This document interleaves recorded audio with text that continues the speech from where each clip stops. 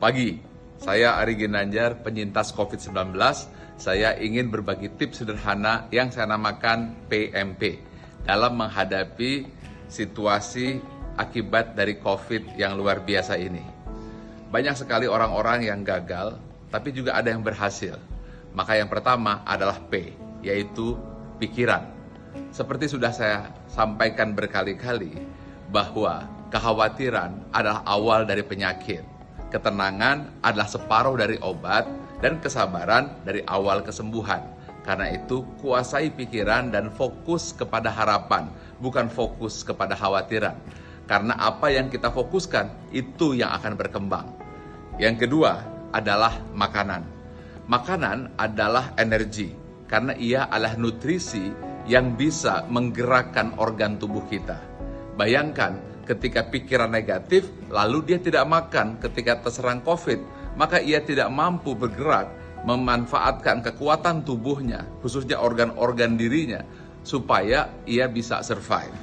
Nah, karena itu makanan itu adalah kunci yang harus kita jaga. Apapun yang terjadi tetap makan. Saya tahu ketika demam tentu kita tidak mau makan, itu saya alami. Kemudian mulut pun tidak bisa merasa, hidung juga tidak bisa mencium. Nah, pada saat itu mungkin kita malas makan. Ini yang berbahaya.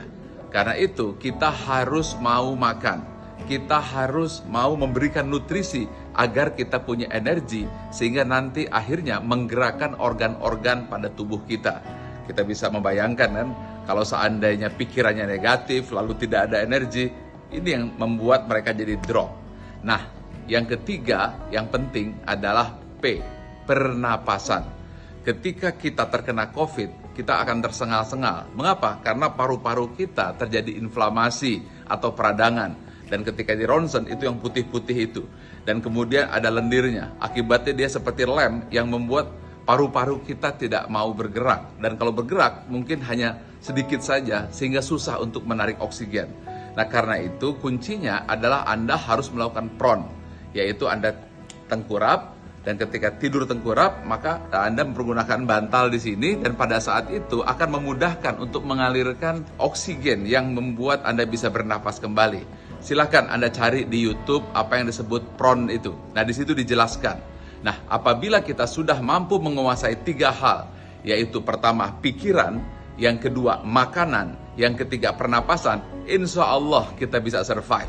Karena masalah yang saya lihat, orang-orang yang gagal itu karena pikirannya negatif, kemudian dia khawatir, lalu tidak mau makan, dan kemudian akhirnya tidak bisa bernapas atau gagal nafas. Karena itu, yang harus kita lakukan adalah pertama, pikiran positif, fokus kepada harapan. Makanan dijaga, pelihara nutrisi agar punya energi. Dan yang ketiga adalah jaga pernapasan kita.